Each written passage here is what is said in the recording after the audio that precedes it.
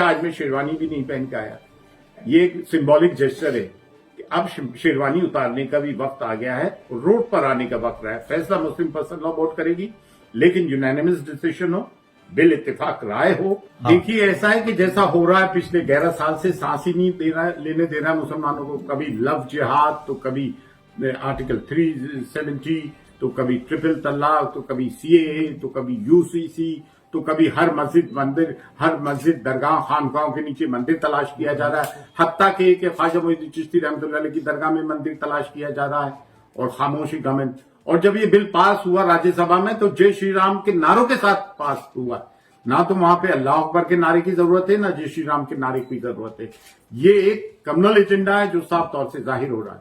फिर इसके अंदर क्या है, वक्फ बाय यूजर को निकाला जा रहा है, लिमिटेशन एक्ट को अप्लाई किया जा रहा है, यानी कि टेनेंट किराएदार को इसकी मालिकाना हैसियत दे दी जाएगी। गवर्नमेंट की कई ऑफिसेज हमारे औकाफ की प्रॉपर्टीज पे, और हमें ये कहा जा रहा है कि जहां औकाफ अपना वक्फ झंडा गाड़ देती है उसकी मिल्कियत हो जाती है। अरे भाई, वक्फ की प्रॉपर्टीज को तो मिसयूज उन लोगों ने नहीं किया है जो वक्फ बोर्ड के चेयरमैन, मेंबर, वक्फ काउंसिल के मेंबर बन के आए, तलवे चाटू मुसलमान। इन्होंने सब में बड़ा नुकसान किया है, और आज भी मुसलमान क्या मान रहा है, शादियों में 100 किस्म के खाने कर रहा है, हर साल उम्रे पे जा रहा है। मतलब जब तक हम अपने सोशल इवल्स को खत्म ना करेंगे, हम अपनी सफों में एहतियात नहीं कायम करेंगे, हमारी सफों में मीर जाफर और मीर सादिक की निशानदेही ना करेंगे, इनका बहिष्कार ना करेंगे, इन मुस्लिम दलालों का जो हर आसाम से नॉर्थ ईस्ट से लेकर राजस्थान और कश्मीर से लेकर कन्याकुमारी तक है। आज मुस्लिम इलाकों में जाओ, मुखबिरों की और दलालों की कमी नहीं। जो इस वक्त बोर्ड की हिमायत कर रहा है वो हम में से नहीं, मीडिया इन्हें बता रहा है, चंद बुरखापोश औरतों को, कि देखो ये वक्त बोर्ड की हिमायत कर रहा है, चंद दलालों को बता रहा है कि वक्त बोर्ड की हिमायत कर रहा है। अरे भाई, 99.999% मुसलमान इसके खिलाफ है, 0.0001% मुसलमान इसके फेवर में, जो ऑन पे रोल है। दूसरी चीज ये है, now I am coming to the legal part. Direct violation है आर्टिकल 14 का, freedom of religious right article 15 का, आर्टिकल 26 का वायलेशन है। हर रिलीजियस डिनोमिनेशन को अधिकार है कि अपने एनजीओ और चैरिटेबल ऑर्गेनाइजेशन चलाए, आर्टिकल 29 का वायलेशन है।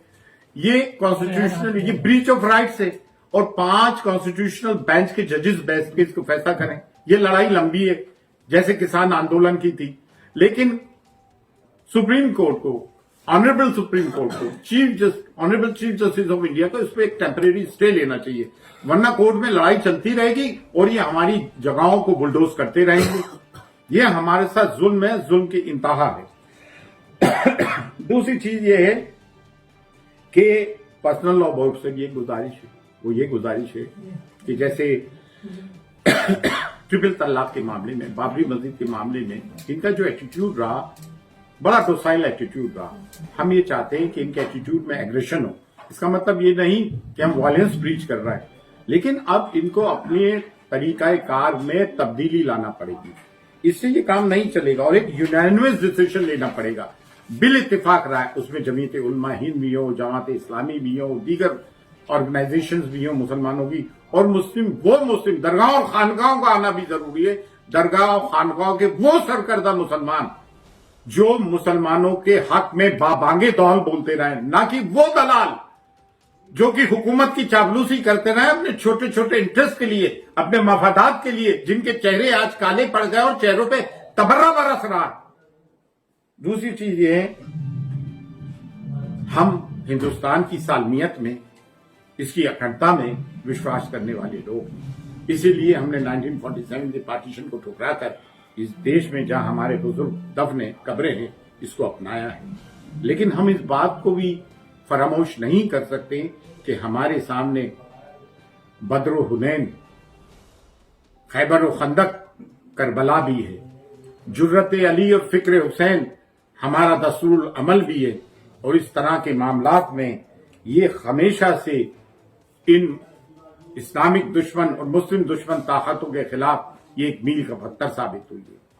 आज कोई अगर मुसलमान ये बात करता है, या कोई गैर ये बात करता है कि हम फिरकों में बटे हुए, तो अल्हम्दुलिल्लाह आज की तारीख में ना हम फिरकों में बटे हुए हैं, ना बिरादरियों में बटे हुए हैं।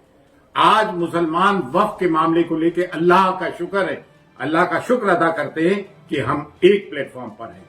आप देखें, मुझे एक बात बताइए, एक चीज और लिखी है कि अगर कोई मुसलमान इसको वक्फ करना चाहे मिल्कियत, ये अल्लाह और उसके रसूल की है। पहला वक्फ अल्लाह के रसूल सल्लल्लाहु अलैहि वसल्लम ने कायम किया था कि कोई मुसलमान अगर कोई चीज वक्फ करना चाहता है तो he should be a practising Muslim for 5 year, 5 साल के लिए प्रैक्टिसिंग मुस्लिम हो।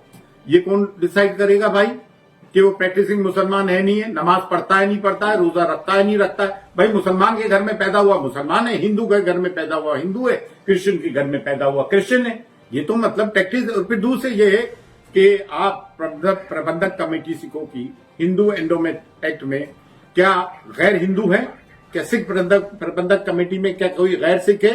जीनियों के धर्मस्थलों में कोई, उनके मजहबी मामलों में कोई गैर चयन है? तो फिर हम मुस्लिमों के मामले में कोई गैर मुसलमान क्यों, काय को हो?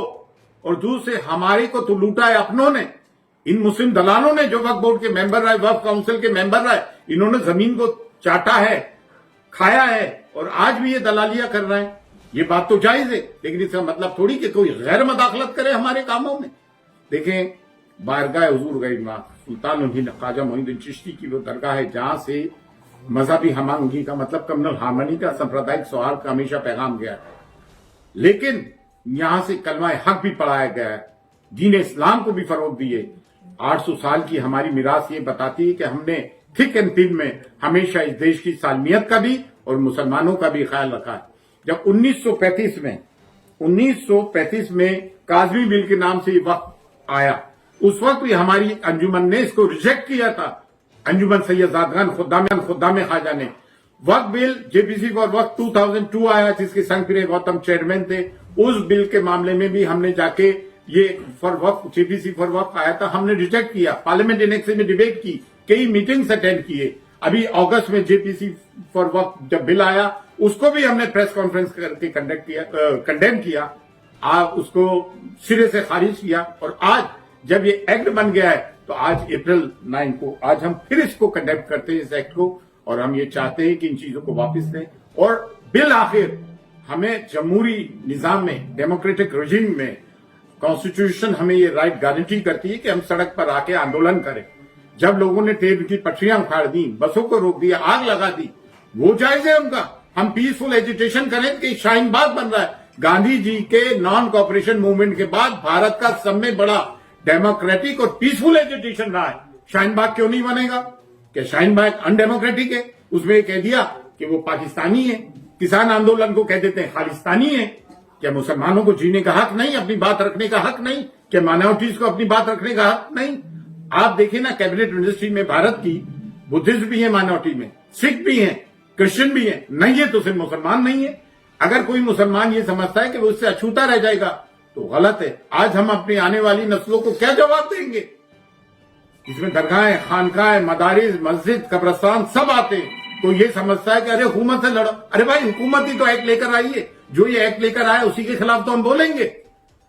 तो ये हमारा आज का मौजू था, हमारा मौकफ था कि हम आउटराइट इस एक्ट को कंडेम करते हैं। अच्छा, आज मैं शेरवानी भी नहीं पहन के आया, ये एक सिंबॉलिक जेस्चर है कि अब शेरवानी उतारने का भी वक्त आ गया है, रोड पर आने का वक्त रहा है। फैसला मुस्लिम पर्सन लॉ बोर्ड करेगी, लेकिन यूनानिमस डिसीजन हो, बिल इत्तेफाक राय होकर हमें ये फैसला लेना। जो भी फैसला हो उस पर अमल करना है, कानून के दायरे में रह के, पीस के दायरे में रह के।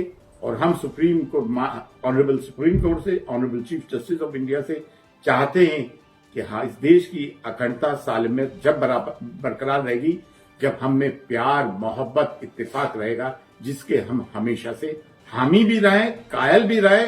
ख्वाजा मोइनुद्दीन चिश्ती की दरगाह वो दरगाह है जहाँ हर धर्म, संप्रदाय, डिनोमिनेशन के लोग आते हैं और हमने हमेशा उनका खैर मकदम किया है। लेकिन हम इस बात को भी नहीं भूल सकते कि हम मुसलमान हैं। अल्लाह। हमारे न्यूज चैनल्स को सब्सक्राइब करें, लाइक करें, कमेंट्स करें, शेयर करें और घंटी का बटन प्रेस करें ताकि आने वाली हर वीडियो और अपडेट्स की नोटिफिकेशन आप सभी को मिलती रहे। जय हिंद, जय महाराष्ट्र।